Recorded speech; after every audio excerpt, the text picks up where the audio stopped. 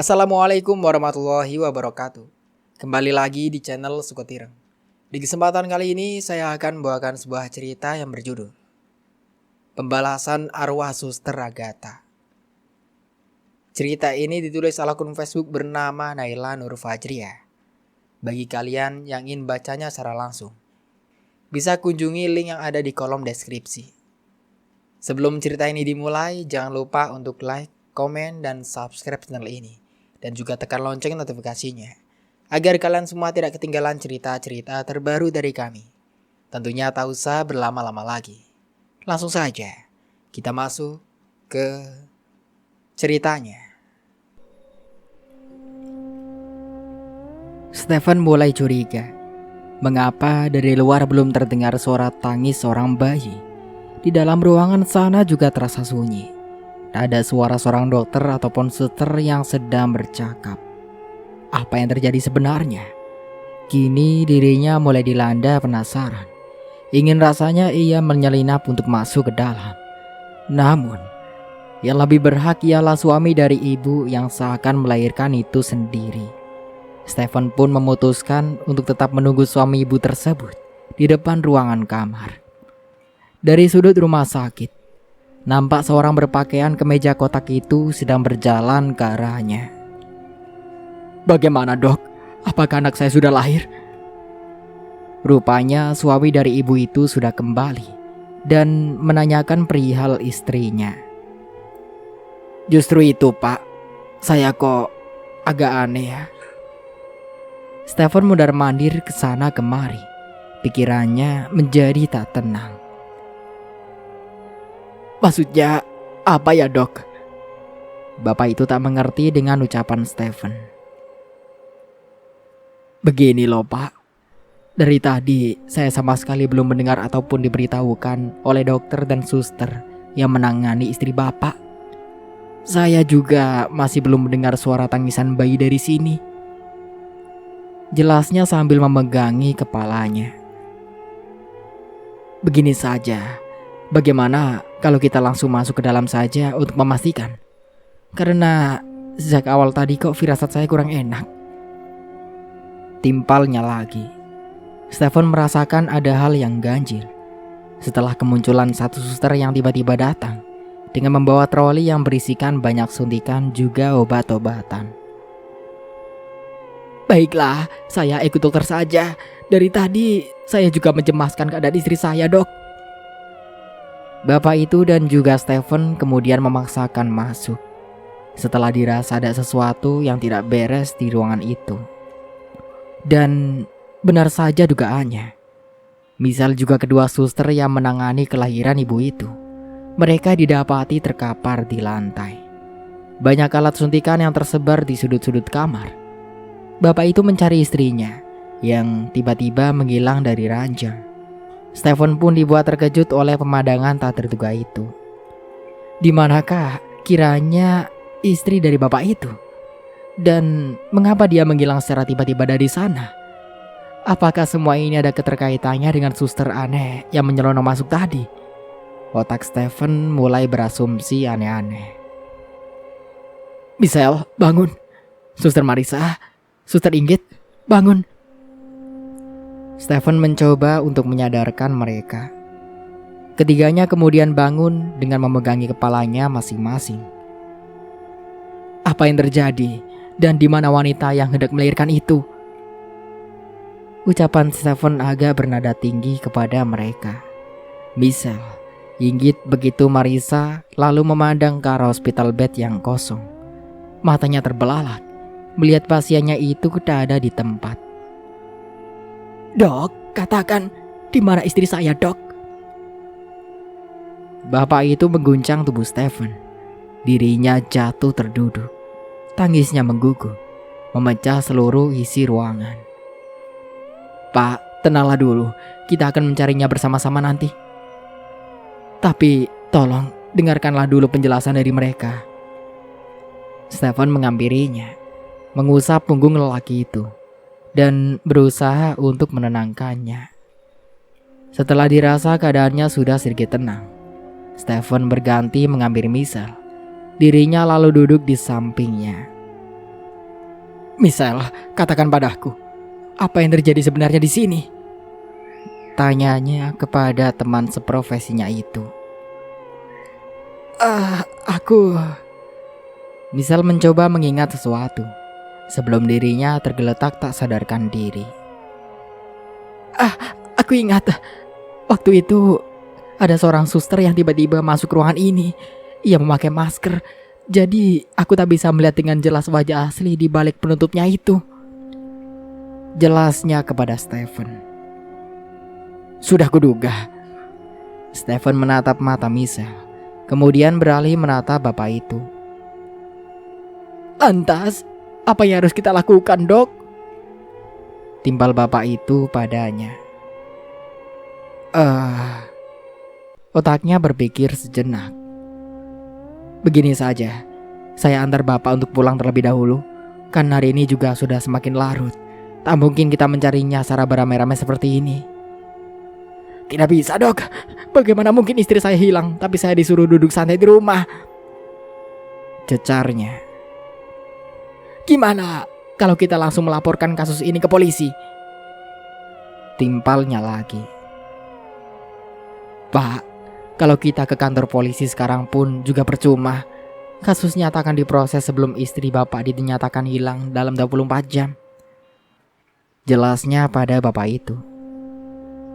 Saya mengerti apa yang bapak rasakan. Lebih baik bapak menerima usul dari kami saja.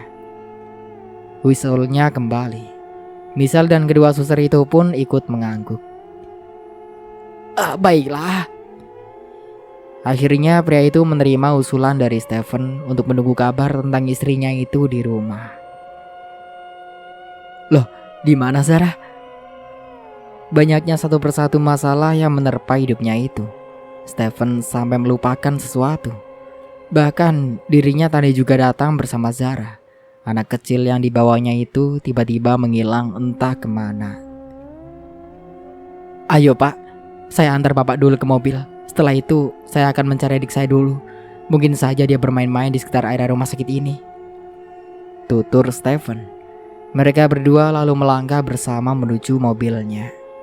Sesudah mengantarkan bapak itu, Stephen kemudian melanjutkan pencariannya untuk mencari keberadaan Zara. Sebenarnya hati Stephen agak sedikit gusar dengan berbagai macam masalah yang terjadi di hidupnya di belakangan ini. Belum lagi Agatha yang tak tahu entah kemana. Acara perayaan jadiannya pun juga kacau.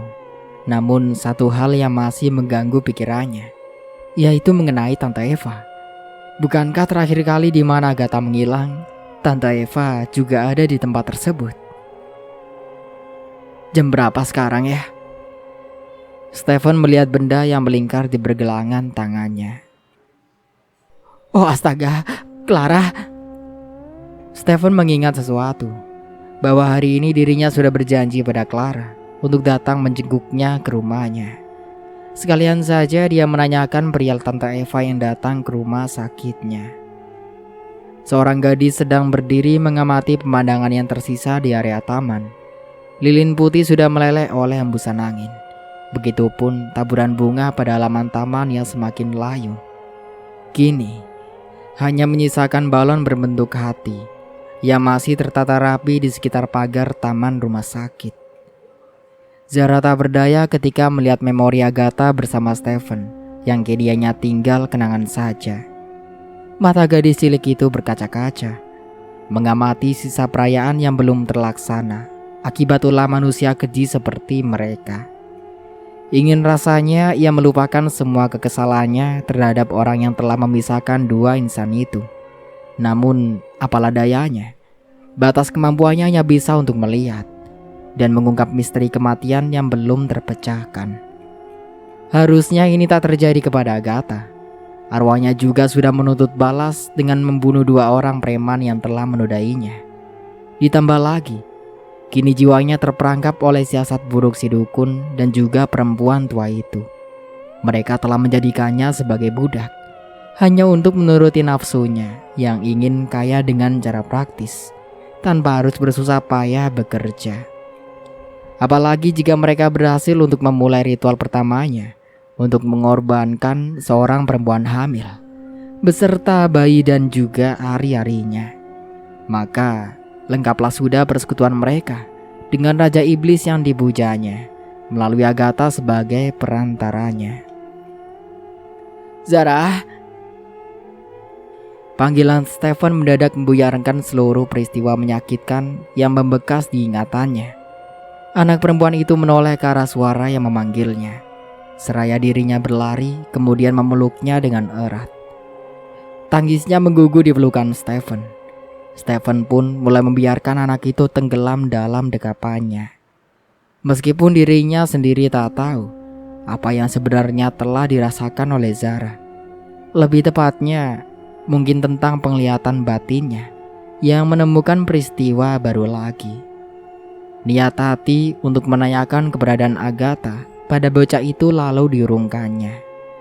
Hati kecilnya tak tega melihat anak seusianya yang seharusnya berteman dengan anak-anak lainnya. Kini ia harus menerima dengan lapang dada menjadi anak pilihan yang bisa melihat hal-hal yang tak wajar.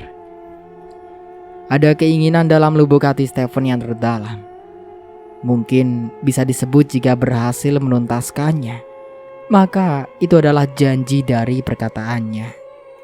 Dirinya berniat akan menggunakan sebagian uangnya untuk membantu menyekolahkan Zara hingga pendidikannya selesai. Dan semoga saja keinginan mulianya itu bisa segera terwujud.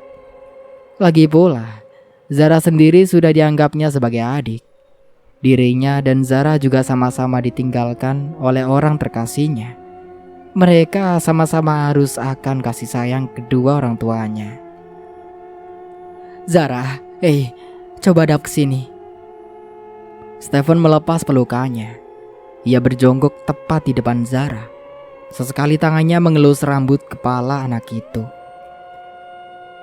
Om memang gak tahu apa yang Zara rasakan, tapi Om tahu kalau anak imut ini hatinya sedang bersedih. Benar begitu bukan?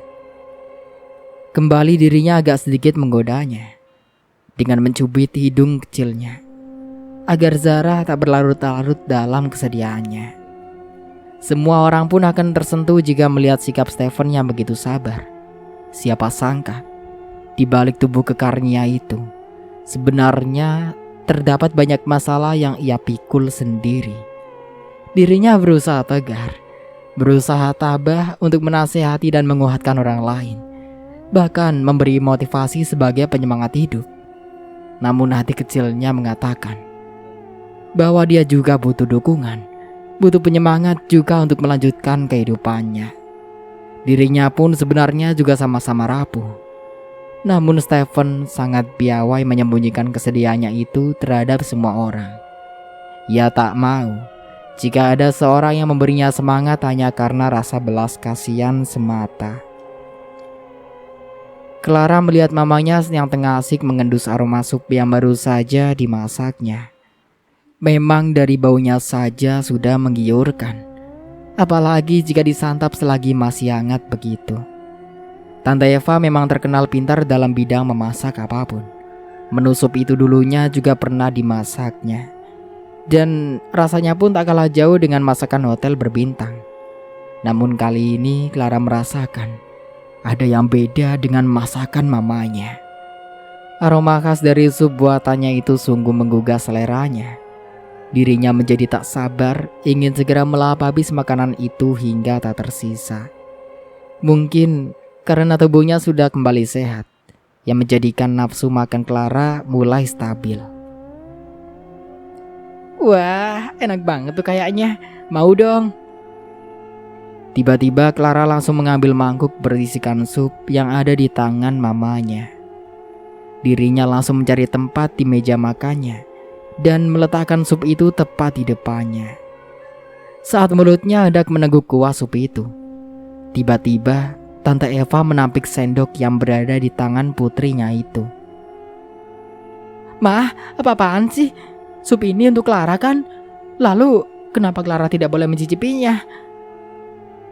Clara setengah kaget melihat sikap mamanya. Dengan tak sengaja dirinya itu berteriak lantang kepada orang yang telah melahirkannya itu. Enak aja kamu ngomong. Yang ini bukan untuk kamu. Sebentar, Mama ambilkan. Mamanya mengambil mangkuk yang berada di depan putrinya itu. Kemudian ia mengambil satu mangkuk lagi yang telah ia siapkan untuk Clara. Yang ini khusus untuk kamu. Mamanya meletakkan satu mangkuk yang baru diambilnya dan menaruhnya di meja makan. Clara mencium aroma sup itu. Kok baunya beda Mas sama yang tadi? Sungguh penciuman gadis cantik itu memanglah sangat tajam. Itu perasaan kamu saja kali. Sudah makan Gi? Tante Eva mengelus rambut putrinya. Kemudian dirinya pergi dengan membawa sup yang satunya lagi. Loh Mah, yang itu mau dibawa kemana? Tanya Clara penasaran. Sebenarnya ingin dibawa kemanakah sup itu? Sup ini ya untuk Mama sendiri lah. Kan Mama sudah bilang, sup ini sama saja dengan ada yang di depanmu itu. Tegas Tante Eva yang agak bernada keras kepada Clara. Tapi Mah, Clara mau sup yang Mama pegang. Gadis itu masih merengek layaknya anak kecil. Dirinya enggan menyantap sup yang sudah disediakan mamanya. Kamu ini cerewet sekali ya. Terserahlah. Mau kamu makan atau enggak, Mama enggak peduli. Tante Eva langsung memalingkan mukanya. Dirinya kemudian pergi meninggalkan Clara. Ia masih nampak keheranan melihat sikap dari mamanya sendiri. Mama kenapa sih? Kok jadi aneh gitu? Matanya masih menatap mamanya yang sudah berlalu meninggalkannya. Ia mengangkat bau kemudian menyantap sup yang ada di depannya itu dengan terpaksa. Clara mengambil gawai yang ada di saku bajunya. Sudah jam 8 malam loh ini. Mana sih Stephen? Katanya tadi kesini. Mulutnya mulai menggerutu lagi. Menunggu kehadiran orang yang dicintainya itu tak kunjung datang juga. Setelah dirinya berusaha untuk menenangkan Zara, Stephen lalu mengantarnya untuk pulang. Sebelum dirinya menepati janjinya itu pada Clara. Yuk, Om antar kamu pulang. Kasian, pasti nenek sedang mencemaskan keadaan Zara sekarang ini, iya kan? Stephen meraih tubuh mungilnya dan menggendongnya. Zara hanya menurut tanpa berucap sepatah kata pun. Tatapannya masih kosong. Tak ada nyali untuk menceritakan kisah mengerikan itu kepada Stephen. Setelah selesai mengantarkan bocah itu pulang, Stephen kemudian bergegas melajukan mobilnya ke arah rumah Clara. Mungkin teman masa kecilnya itu sudah menunggu kedatangannya sejak sore tadi. Siapa sangka, ternyata ada beberapa kasus yang membelitnya. Jangankan untuk menengok, menanyakan kabar keadaannya pun dirinya tak ada waktu sama sekali. Sorot lampu Stephen mengarah ke arah rumah besar bertingkat yang dulunya pernah menjadi tempat bermainnya bersama Clara. Bangunan kuno itu masih berdiri kokoh, sama seperti dulu. Hanya ada sedikit perubahan pada lantai rumah yang diganti oleh bahan dari granit. Juga cat dinding yang berubah warna menjadi jingga terang. Stephen memarkirkan mobilnya tepat di depan rumah itu. Cahaya lampu senya menyilaukan pandangan seorang gadis yang baru saja keluar membukakan pintu untuknya. Clara menyambut hangat Stephen dengan senyumnya yang menawan. Dirinya kini telah berganti dress coklat tanpa lengan dengan panjang di atas lututnya. Pipinya merona karena polesan blush on yang disapu tipis di dua area pipinya. Lipstik berwarna nude selalu menjadi alat makeup favoritnya belakangan ini. Apalagi dengan gerayan rambut yang terurai, semakin menambah rasa percaya dirinya. Kok aku jadi deg-degan gini sih? Clara memegangi dadanya. Jantungnya mulai berdegup tak beraturan, seperti memainkan iramanya. Dersiran darah di nadinya seakan membuat dirinya tak bisa mengontrol sikapnya yang selalu ingin mendekap erat Stephen. Stephen hanya tersenyum melihat gelagat Clara yang nampak salah tingkah karena kedatangannya. Hai Ra, udah lama nunggu. Sapa Stephen berbahasa basi. Lumayan sih, yuk masuk. Aja gadis itu. Oh iya, mamamu kemana? Tumben rumah sepi, kayak kuburan aja. Celetuknya sambil melihat-lihat setiap sisi sudut rumah Clara. Mungkin lagi di kamar. Kamu duduk dulu, Gih. Aku mau bikin minum dulu di belakang, sekaligus ngasih tahu mamaku kalau mantunya udah nungguin di depan. Clara mempersilahkan Stefan duduk di kursi ruang tamunya. Sesekali mulutnya mengajak bergurau teman masa kecilnya itu. Apa sih? Gak jelas kamu tuh. Stefan menyambut candaan temannya itu dengan garis senyum di bibirnya. Kepalanya menggeleng melihat tingkah lucu Clara. Gadis yang lebih muda 1 tahun darinya itu pun berlalu meninggalkannya dan melangkah pergi ke bilik dapur.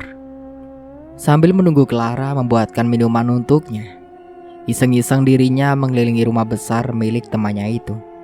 Sesekali matanya menatap foto masa kecil Clara yang sudah usang yang kini masih tertempel rapi di beberapa dinding ruangan. Gadis pintar, makan sampai habis ya supnya.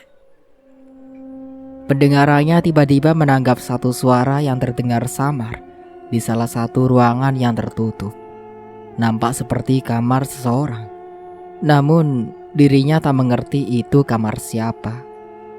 Stefan mencoba menempelkan telinganya pada daun pintu ruangan itu, berniat menguping pembicaraan seorang yang ada di dalamnya. Antarkan aku pulang.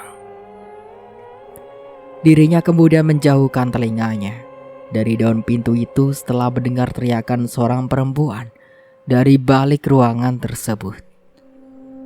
Tangannya tak sengaja menyenggol vas bunga yang tadinya terletak tepat di sampingnya hingga terjatuh. Siapa di luar? Clara? Terdengar suara Tante Eva yang berteriak dari dalam. Mendengar kegaduhan yang dibuatnya, Clara pun buru-buru mengampirinya dengan segelas jus jeruk yang berada di tangannya. Steph, kau tidak apa-apa kan? Ada yang luka nggak? Gadis itu meletakkan segelas jus yang dibawanya itu ke meja. Dirinya malah mengkhawatirkan keadaan Stephen setelah dengan tak sengaja telah memecahkan vas bunga miliknya. Shh, pelankan bicaramu. Aku nggak apa-apa. Stephen refleks menutup mulut Clara menggunakan tangannya. Ia memberitahukan kepada gadis itu supaya berbicara lebih pelan lagi. Ada apa? Apa yang kau lakukan di sini? Kedua alisnya terangkat ke atas. Matanya menatap heran seorang lelaki yang kini berada tepat di hadapannya itu. Ini kamar siapa? Ucapnya lirih. Dirinya kini mulai penasaran. Oh, ini kamar mama. Kenapa? Saut Clara. Kemudian ia bertanya lagi kepada Stephen. Belum selesai Stephen memberitahu Clara atas apa yang barusan didengarnya. Tiba-tiba, Tante Eva keluar dengan memasang wajah layaknya orang yang sedang emosi. Mukanya pun menjadi merah padam. Tatapannya tajam ke arah Stephen dan juga putrinya itu. Oh, ada tamu rupanya. Ngomong-ngomong, ngapain kalian berdiri di kamar ini? Bentaknya kepada mereka berdua. Tante, Stephen gelagapan. Dirinya tak bisa menjelaskan apapun, sehingga perkataannya setengah terpotong-potong. Lain kali jangan gini ya. Gak baik loh ngintip kamar orang seperti ini. Stephen tahu jika perkataan yang keluar dari mulut Tante Eva itu memang sengaja untuk menyindirnya. Tapi Tante Eva sedang berbicara dengan siapa? Sejenak mereka berdua terdiam mendengar bentakan dari wanita yang berada di depannya itu. Pintu kamar Tante Eva agak sedikit terbuka. Stephen mencari celah agar matanya bisa memastikan siapakah gerangan seorang yang tengah disembunyikannya dalam biliknya. Maaf Tante, Stephen tidak bermaksud begitu. Dirinya lalu berpura-pura untuk memeluknya. Pandangannya tertuju lurus ke dalam kamar Tante Eva. Kamarnya terlihat gelap gulita. Apa yang dilihatnya kala itu tak terlihat begitu jelas. Namun, Stephen menganggap seperti ada sosok bayangan yang sedang duduk di ranjang tempat tidurnya. Wajahnya tertutup rambutnya yang panjang, sehingga Stephen tak begitu memperhatikannya secara detail. Tante Eva mulai mendorong tubuh Stephen dengan tiba-tiba. Dirinya mulai agak curiga dengan gelagatnya. "Loh, kok Mama dorong Stephen sih?" omel Clara. Dirinya lalu membantu Stephen bangkit. Setelah tubuhnya terjatuh ke lantai akibat dorongan keras dari mamanya. Mama gak suka dirangkul lama-lama begitu. Risih jadinya. Lagi pula kan, Mama juga belum bersih-bersih badan. Semuanya masih lengket. Nadanya mulai sedikit ketus kepada mereka berdua. Maaf Tante kalau Stephen salah. Tapi jujur, Stephen tidak bermaksud apa-apa kok." Seraya Stephen mengatupkan tangannya. Sudah. Mama mau mandi. Kamu temenin Stephen ngobrol dulu. Nanti Mama nyusul. Sebelum berlalu pergi, dirinya mengunci terlebih dahulu ruangannya itu, memastikan supaya Stephen tak lagi bisa mengintip bahwa ia memang sedang menyembunyikan sesosok kuntilanak di kamarnya. Setelah Mama dari temannya itu melangkahkan kakinya ke belakang, Stephen membantu Clara untuk memungut satu vas bunga yang tak sengaja dipecahkannya. Kemudian mereka melanjutkan obrolannya di ruang tamu. Mata Stephen masih melirik satu ruangan yang baru saja dikunci oleh Tante Eva. Rahasia besar apa sebenarnya yang Tante Eva sembunyikan dari kami? Clara menatap Stephen yang masih memperhatikan bilik mamanya. "Steph, ada apa?" Dirinya menepuk pundak Stephen. Seraya mereka berdua lalu duduk di sofa yang ada di ruang tamu. Stephen menengok ke kanan dan kirinya. Yang tadinya duduk di depan Clara, kini dirinya pindah tepat di sampingnya. Sekali lagi ia menengok ke arah belakang, takut jika Tante Eva tiba-tiba muncul dari belakang. Setelah semua dirasa aman, baru dirinya mengambil napas panjang untuk mulai menceritakan kejadian janggal yang dilihatnya di kamar Tante Eva kepada Clara. Entah gadis itu percaya atau tidak pada dirinya, ia tak peduli. Sebagai anak dari Tante Eva, Clara pun berhak tahu apa saja yang dilakukan oleh mamanya belakangan ini. Namun, ketika hendak mengatakan sesuatu, dirinya takut jika temannya itu memang sudah mengetahui apa yang terjadi sebenarnya. Bisa saja setelah dia menceritakan semuanya, Clara malah akan berpikir bahwa dia sedang menjelek-jelekan mamanya di belakangnya. Kali ini, dirinya bingung untuk memilih bercerita ataukah memendam saja apa yang dilihatnya tadi. "Steph, kok malah diam sih? Ada apa?" sentak Clara padanya. Seketika membuat dirinya kaget. "Kalau ku ceritakan, apakah kau akan percaya padaku?" Stephen memastikan. Clara mengernyitkan dahinya, tak tahu dengan apa yang hendak diceritakan olehnya. "Loh, biar kita juga gak salah paham, dan kamu juga gak berpikiran aneh-aneh tentang aku," ungkapnya sekali lagi. "Ya soal apa dulu? Dan kenapa kamu ngomongnya gitu?" tanyanya heran kepada Stephen. Ini tentang mamamu," timpalnya berterus terang. "Memang ada apa dengan mamaku?" Clara tiba-tiba menjadi penasaran saat Stephen ingin menceritakan hal tentang mamanya. "Janji dulu bahwa kamu gak akan marah." Stephen mengacungkan jari kelingkingnya kepadanya, sama saat yang dilakukannya sewaktu mereka masih kecil dulu. "Baiklah, aku janji," sahut Clara. Dirinya juga memberikan jari kelingkingnya. "Aku tadi mendengar mamamu sedang bicara dengan seorang di dalam kamarnya." ucap Stephen lirih. Oh ya? Gak mungkin. Mamaku tidur sendirian di dalam sana. Kamu yakin gak salah dengar? Clara mempertanyakannya lagi. Aku yakin. Telingaku juga mendengar sendiri bahwa ada seorang perempuan yang tengah berteriak dan ingin diantarkan pulang. Dirinya mencoba untuk meyakinkan Clara. Masa sih? Lalu siapa yang disandranya di dalam ya? Sekarang Clara pun turut penasaran. Kamu ngerasa nggak kalau ada yang aneh pada sikap mamamu belakangan ini? Stephen mulai mengorek sesuatu dari Clara. Clara berusaha mengingat sesuatu. Oh iya, ada. Kali ini ucapannya terdengar tegas. Tadi mamaku masak sup, baunya enak banget. Kalau kamu di sini, pasti kamu juga ngiler. Celetuknya kepada Stephen. Dirinya masih membayangkan aroma sup lezat yang petang tadi dimasak oleh mamanya. Ra, fokus dikit dong. Kok malah jadi bahas makanan sih? Stephen agak kesal dengan Clara. Dirinya sengaja menjewer telinganya. Belum selesai. Masih ada lanjutannya. Makanya dengerin dulu. Serunya sambil memegang telinganya yang baru saja dijewer oleh Stephen.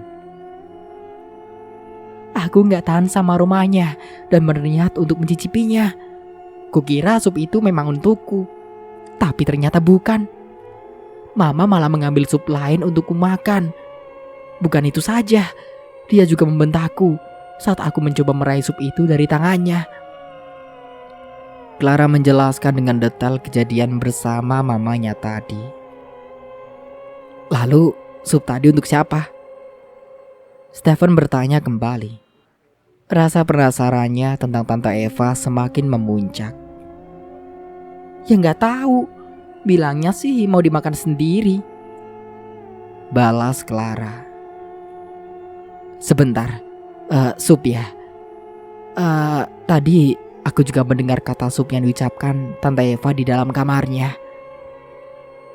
Stephen mencoba mengingatnya. Tapi dia seperti tengah menyuapi seorang gitu loh. Berarti kan memang benar kalau di bilik mamamu itu ada apa-apanya. Ucapnya lagi. Ia langsung menjurus pada inti permasalahannya. Maksudmu? Rupanya Clara masih belum jelas dengan perkataannya. Begini.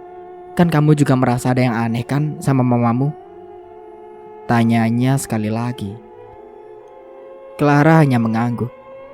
Gadis itu semakin menyimak perbincangannya dengan Stephen.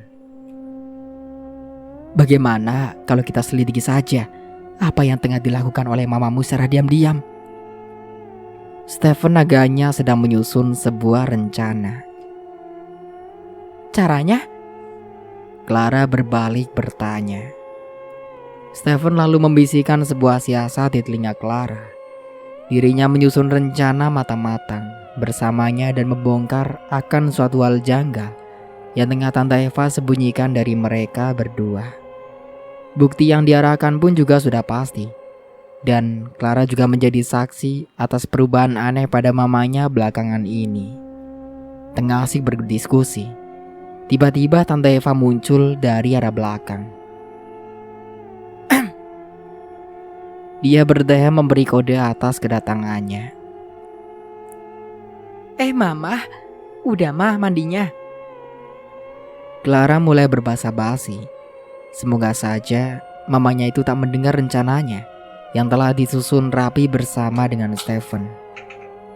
Mamanya hanya mengangguk, kemudian mengambil posisi duduk tepat di depan mereka berdua. Ia mulai menatap Clara, lalu berganti menatap Stephen. Dahinya mengernyit seraya saat walisnya terangkat ke atas. Dirinya mulai memainkan tangannya dan menepuk pelan telapaknya berulang di atas pahanya. Sepertinya wanita itu tengah memikirkan sesuatu juga. Apakah dirinya tadi mendengar bahwa Stephen dan Clara turut membicarakan gelagat anehnya di belakangnya? Tumben Steph sini? Memangnya sudah tidak ada pasien di rumah sakit? Tante Eva membuka percakapan di tengah keheningan yang terjadi di antara mereka. Hari ini lumayan longgar, Tante. Kebetulan maksud kedatangan saya ke sini juga sekalian ingin menjenguk Clara. Stephen beralih menatap Clara. Agaknya Tante Eva membaca pikirannya melalui bahasa tubuhnya yang salah tingkah saat bicara dengannya. Oh begitu? Sudah makan? Tanyanya kepada Stephen. Belum, Tan. Stephen membalas singkat pertanyaannya. Bagaimana kalau kita makan di luar saja malam ini? Kan sudah lama kamu gak ketemu dengan Clara semenjak kepergiannya ke Kanada. Ia mengajak Stephen dan putrinya untuk menghabiskan waktu bersamanya malam ini. Entah itu terucap tulus dari hatinya ataukah memang sengaja dirinya ingin mendekatkan putrinya itu dengan Stephen. Atau mungkin juga semata itu hanya akal-akalannya saja untuk menutupi kebusukannya dan mengalihkan perhatian Stephen dari ruangan yang telah menjadi incarannya dari tadi. Perempuan licik itu lebih handal untuk menyusun strategi. Bahkan dirinya berada jauh 10 langkah dengan apa yang telah direncanakan Stephen sebelumnya. Stephen tak tahu harus menerima tawaran Tante Eva ataukah menolaknya. Jika dirinya mengatakan tidak, maka sama saja ia juga akan menyakiti perasaan Clara. Di sisi lain, Stephen juga sudah berjanji kepada suami dari seorang ibu yang tiba-tiba menghilang secara misterius dari rumah sakitnya untuk membantunya menemukan keberadaan istrinya secepatnya. Jiwanya dirudung dilemah, bingung seketika hendak menentukan keputusannya. Namun dia sendiri juga tak mau kehilangan kesempatan dalam malam penyelidikan yang telah direncanakan bersama dengan Clara. Mungkin ini hanya sekedar makan malam biasa dan meluangkan sedikit waktunya untuk temannya harusnya tak ada masalah baginya. Kebersamaan seperti ini pun juga jarang terjadi di kehidupannya. Biarlah walau hanya sebentar. Clara pun juga tak akan sakit hati. Dan setelah itu dia akan menepati janjinya kepada bapak tadi. Jadi tidak ada satupun dari mereka yang merasa dirugikan olehnya. Baiklah, Tan. Itu usul yang sangat baik. Mari berangkat. Stephen sangat bersemangat sekali malam ini. Dirinya bergerak cepat untuk membenahi kemeja yang dipakainya. Kemudian mengajak Clara dan mamanya untuk masuk ke dalam mobilnya. Clara merasa senang dengan keputusan yang diambil oleh Stephen. Inilah waktunya ia gunakan kesempatan itu untuk memikat lawan jenisnya itu. Ya, mungkin saja ini memang sedikit agak centil. Tapi kapan lagi dia bisa sedekat itu dengan Stephen? Apalagi waktu kerja Stephen malam ini juga terbilang sedikit longgar. Entah dirinya itu menerima tawaran mamanya karena terpaksa, ataukah karena rencana yang telah disusunnya tadi. Clara tak peduli. Yang terpenting, malam ini adalah malam spesial bagi dirinya. Semuanya adalah berkat mamanya. Setelah makan malam nanti dirinya berjanji akan meminta maaf padanya atas perlakuan tidak sopan yang tak sengaja ia lakukan petang tadi. Aku ganti baju dulu ya. Masa pakai baju seperti ini sih? Clara melihat penampilannya dari atas ke bawah. Tidak usah, kamu sudah cantik pakai dress itu. Lagi pula jika menunggumu berganti baju lagi, malam malah akan berganti pagi nanti. Celetuknya pada Clara. Yang sebenarnya perkataan itu menjurus pada candaan. Iya, betul apa yang dikatakan Stephen. Lebih baik kita langsung berangkat saja. Oh iya Steph, bagaimana jika makan malamnya di resto orang tuamu saja? Kan tante bisa sekalian silaturahmi. Usulnya pada Stephen. Terserah tante saja. Tapi Stephen tidak tahu restonya masih buka atau sudah tutup sekarang. Serunya. Tidak ada salahnya kan jika kita ke sana dulu? Clara dan Stefan pun mengangguk dengan ajakan Tante Eva yang ingin makan malam di resto orang tuanya itu. Mereka kemudian melangkah menuju mobil dan melanjutkan percakapannya saat di perjalanan. Untuk sementara aku cukupkan dulu ceritanya sampai di sini. Sampai jumpa kembali di part berikutnya. Saya Mang Dayun pamit undur diri. Kurang lebihnya mohon maaf. Wassalamualaikum warahmatullahi wabarakatuh.